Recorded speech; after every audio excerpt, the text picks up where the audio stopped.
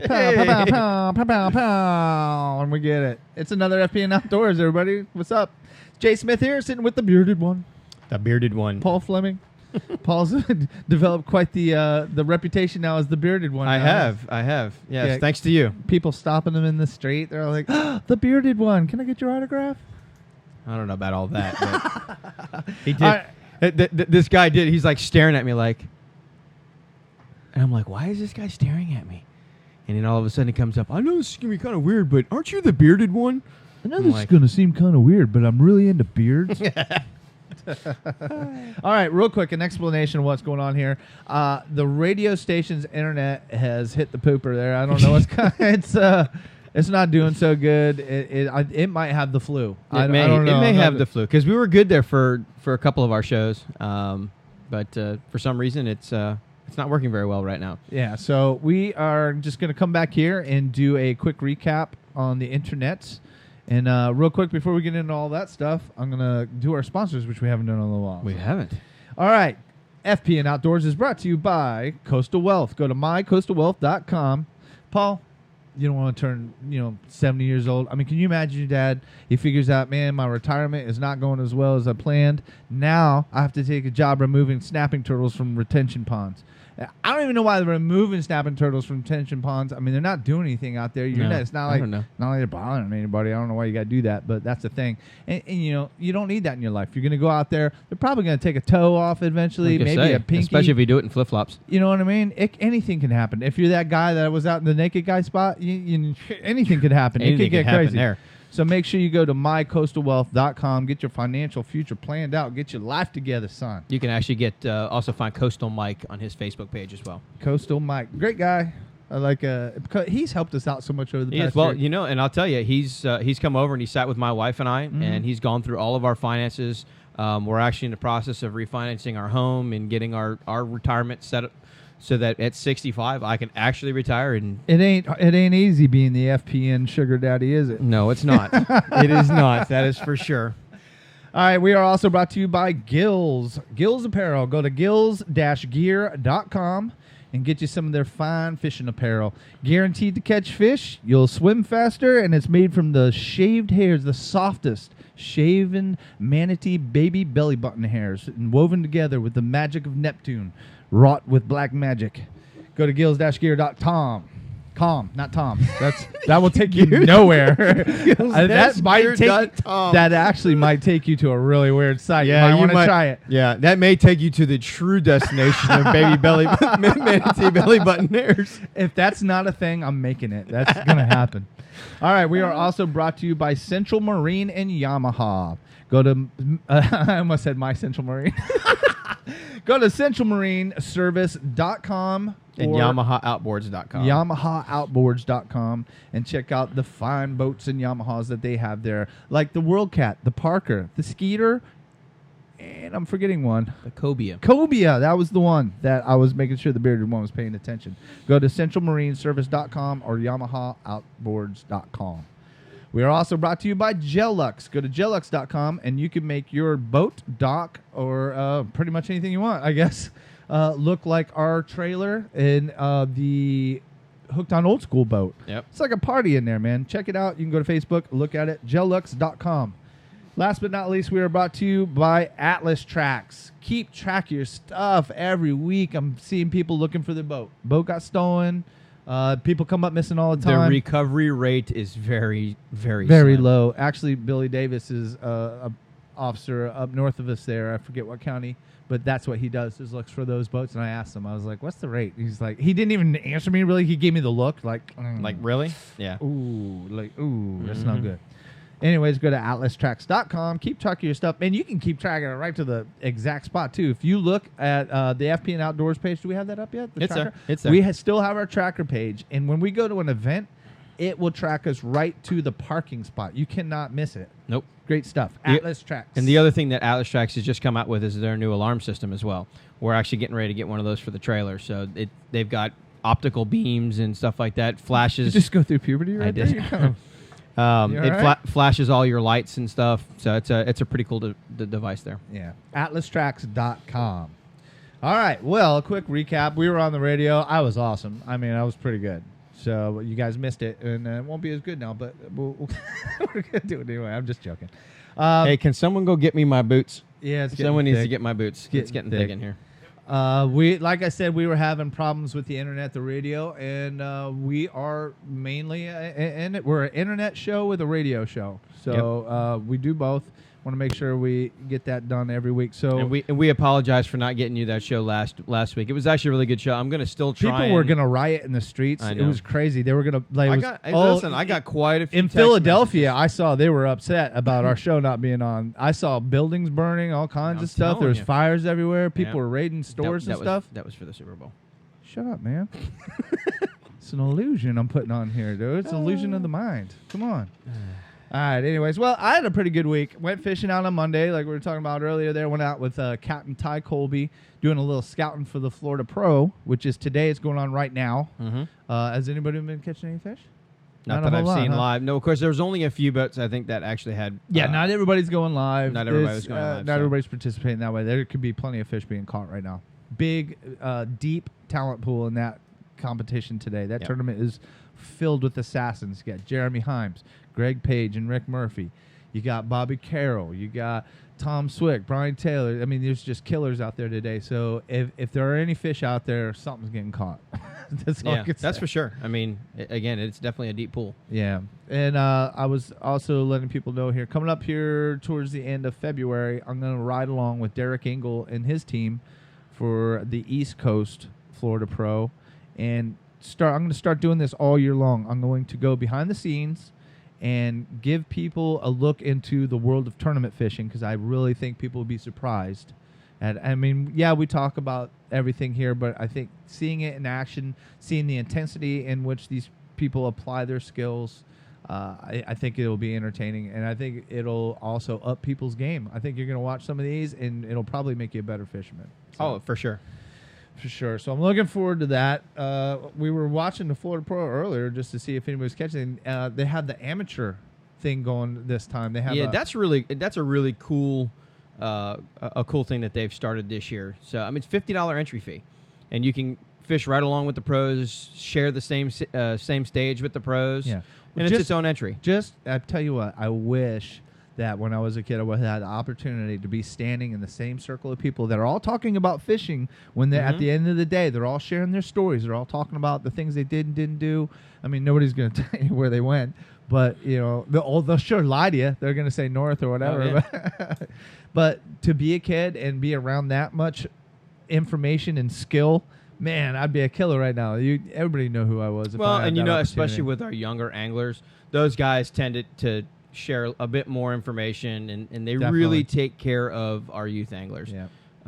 And that's why I always enjoy having those guys at our Fish Kids event, because they just share that wealth of knowledge with our youth. Yeah, it's not just good for the kids either. I mean, if you think about it, and I'm sure you have, the sport needs people. You have to have people buying fishing licenses and people that care about it enough to fight for you, to keep your rights to fish. There's plenty of people out there that want to take that away from you. I mean, it's just in today's society, there's not enough families doing things like this together.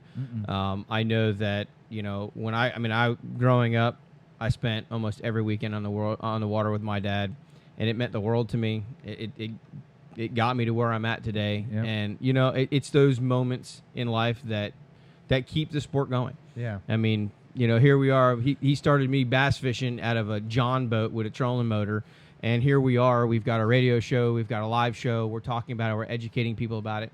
It all stemmed from that. Yeah, definitely. So I'm glad that there's more tournaments that are doing that sort of thing. You got the Wild West does something similar with their high noon. That makes it for the more average angler to be able to go out and have a fun tournament for the day. Yeah, Mike Sullivan and I are actually going to put the 30 Intrepid in the high noon and go fish that. And I think we're going to team up with the guys from Reeling Freedom, bring a couple of veterans on board. That'll be awesome. That'll be really good. I'd like to see more people compete in that one. That one usually it's a smaller pool of people that are in that one, but I think it's mostly because people don't know. I think so. Yeah, I think we just need to get it out there more. Yeah, I definitely want to see more of that this year, and I'm really glad the Florida Pro's doing it. It's very cool that they're doing that. Hopefully, I don't know if I'll be able to make it out there. I was hoping to be able to go out to Florida Pro and see the weigh-ins and everything today. Well, the quote-unquote weigh-ins for the it's a no-kill tournament. They're not bringing in any fish, I don't think. No, so. Florida Pro brings a. Do they bring it in? Yes. Oh, that's right, because they do the pictures in front of the thing. I'm sorry. I was thinking of the one man. Well, and you know the one unique thing, and I think we talked about it in one of our last shows with the Florida Pro, is that everybody on the pro side actually has a permit that's issued to them to fish the Florida Pro. They have to log every single fish they catch. Any overslot fish they have to record. If a fish dies, they have to record it. And all of that reporting goes back to the FWC, and it helps keep the population numbers. And it get just realistic science behind what you're doing. Yeah, it's really good. That's one of the cool things that they do with that tournament. Now, one of the new things also, along with this amateur division, is they have Mustad came in and sponsored the overslot.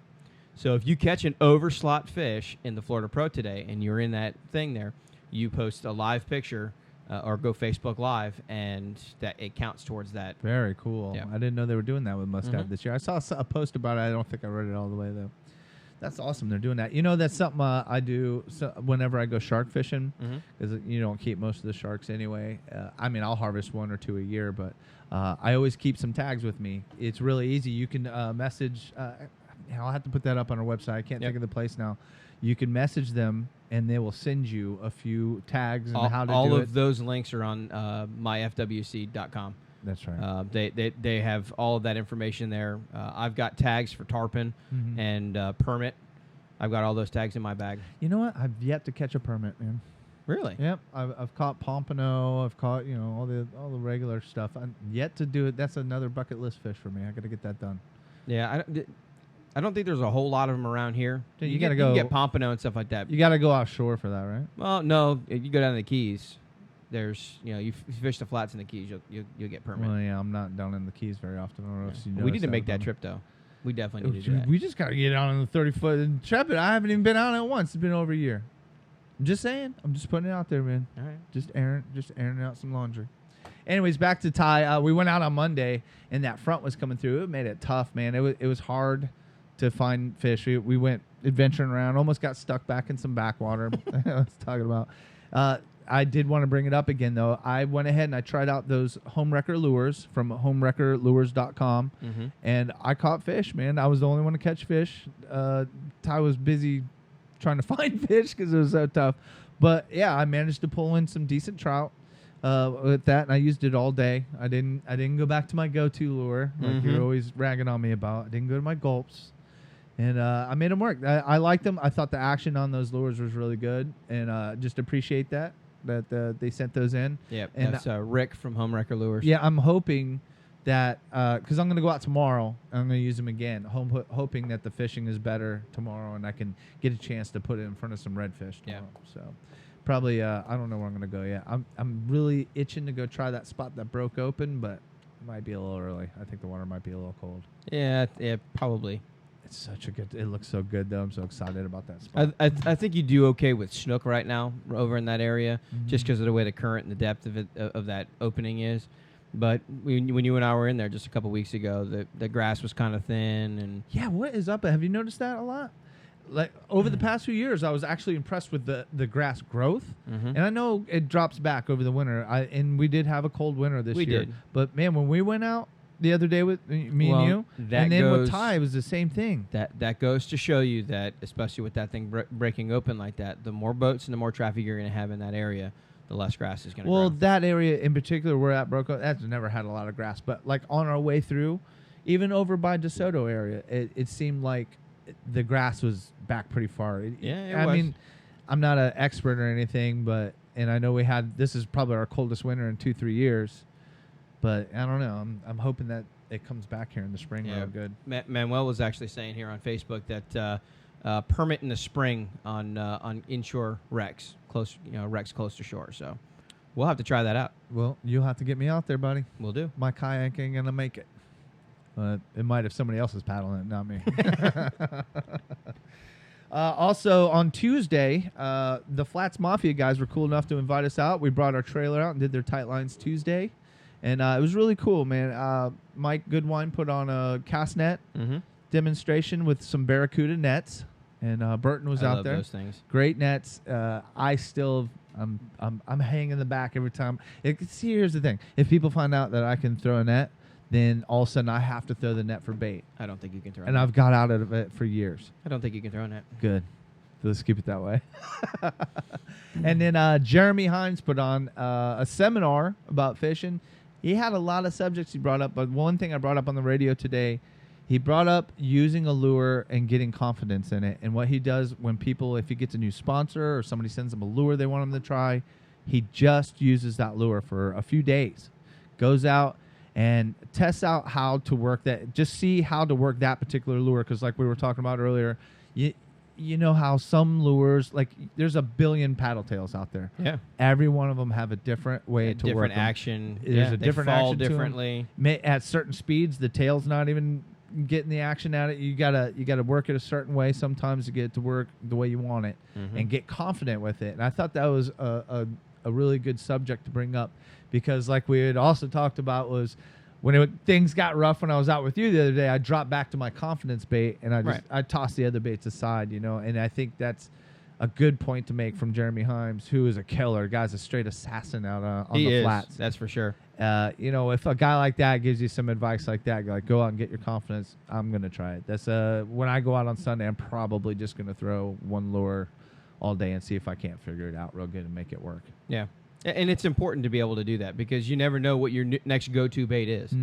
You know, I mean, and if that go-to bait doesn't work, you got to have something that you can still feel confident in throwing. Yeah. Well, the good thing is my go-to bait usually works. Half the time, though, it may salvage your day. If you went all day and you didn't catch nothing, you could at least throw a gulp out somewhere and catch a ladyfish, anything to pull back. You know what I mean? You'll get desperate towards the end of the day there, man. Just something, please pull back. Anything. How's that go out offshore for you guys? Ever have days like that? You're just desperate for anything to bite? There's days that'll happen with that. We'll go out and not catch anything. That's all day. an expensive day to get skunked on the offshore. Yeah, that's well, you know, I mean, if you're going out grouper fishing, generally you're gonna get something. You're gonna pull something up. Right. If you're tournament king fishing and that's all you're targeting, there's some days where. Do you have a bunch of garbage fish offshore? Is there anything that's really considered garbage fish out there? Because I mean, inshore you got puffers, ladyfish, catfish, catfish. You've got tons of stuff out there. Yeah, more catfish. There's, you know, the thing that plagues you the most is probably barracuda and sharks. I like catching sharks. That's not a problem for me. Not when barracuda look awesome. I still haven't caught one of those. Not when you're trying to catch a fish that's worth $50,000. It's not. That's not every day is a tournament day, Paul. No, but I'm just saying. I mean, maybe when for you're you doing in your world, but. Well, I don't get to do much other fishing. Yeah, right. Than that. So you know, it's pretty much all been tournament fishing for me lately. But yeah, I mean, I listen. Barracuda are fun to catch. Right. Probably more fun on the flats or something somewhere than yanking them up from 100 feet. No, well, we've been trolling. Actually, I had a barracuda. I was putting a line back out, and this thing lunged 6 foot out of the water, and it was they'll skyrocket on baits. Kind of like that kingfish video that was on Instagram there for a little bit there. It's amazing how high fish can get. Yeah, I wonder how amazing the guy thought it was when he saw that rack of teeth coming at him, like at eye level. Like, oh my God, what'd I do? No. Yeah, and another 2 inches to the right. Yeah, that fish had been in the boat. Man, that's dangerous. That'd be even worse with a barracuda. Their teeth are hanging out of their mouth. Yeah. Jeez. All right. Well, that's pretty much all I got today here. What do we got coming up? We got Tighten the Drag. Tighten the Drag comes up next month. Yep. March 17th. March 17th. I like that one. I would like to maybe fish that one. I might do that. I don't know. We'll have to see how that pans out. Yeah. If I can. Well, we could always let the guys set up and then let the guys set up. We can go early and just come in early. Either that, or if not, I could even probably hook up with the Liberty Outdoors guys and get a kayak. I'm pretty sure they're gonna. If we stay at the hotel like I did last time, bring the boat right there. Right. That might be the ticket. That Magnuson is a great place. It's to a have that beautiful tournament. place. I like that spot. It was good. Everybody there was real cool. Ate there. It was good food and everything. Yeah, and really good food. I like the Magnuson. All right, well, I'm looking forward to that. We got Kingfish kicks up in April. Every single weekend is a Kingfish tournament. You got the first weekend in April is the Wild West. I know you're itching. I know you want to get out. I'm going to. You should see Paul. Sometimes we'll go to the tournaments and stuff. They'll start bringing in the fish, and you can see the corner of his eye start to twitch a little bit. He's like, he's not saying anything. He's got the 3 mile stare for a minute there, like, oh, you just got to get out there. Yeah, it's fun. Listen, that's a passion of mine. I enjoy doing it. So, I will be getting at least 1 or 2 Wild West with those guys. I'd like to do the high noon with Mike and get that done too. So, right on. All right, well, that's all I got for today. Until we have the radio station internet figured out, we're going to be doing more little quick shows like this just to make sure we cover everything, get to everybody. And plus, I like being on the internet anyway. So yeah, and we're in our home. This, to me, this is just so much more comfortable. I like doing our show out of here better. Eventually, I'd like to do them out of here just all the time. So. Yeah, that would be great. As always, you can catch us on FPNOutdoors.com. Find everything FPN related. Also, if you don't mind, stop by FPNBroadcasting.com or the Facebook page. Give us a like and a subscribe. We're trying to get our broadcasting station going there. It's going to have a bunch of shows on it. I have a bunch of things in the works. Fishing related, some not fishing related. We're going to have some MMA stuff. We're going to have Paul is going to start doing some reviews of boats and boat maintenance stuff like that. Boat maintenance, boat reviews, engine reviews. This year is going to be a lot like last year. We're going to just punch through this and just knock it out. By the end of the year, we're going to be looking back going, wow, man, how did we do it? So make sure you go to FPNOutdoors.com. Hit us up on the Facebook page. And we will see you guys in the next one. We actually, we got Bobby Carroll's. Bobby Carroll's. Man, that's why you're here, Paul. I know. You keep it on the rails. We're going to do Bobby Carroll's fishing report, and then we're going to go. And then we'll see you guys next week. Here's Bobby Carroll. Tight lines, everybody.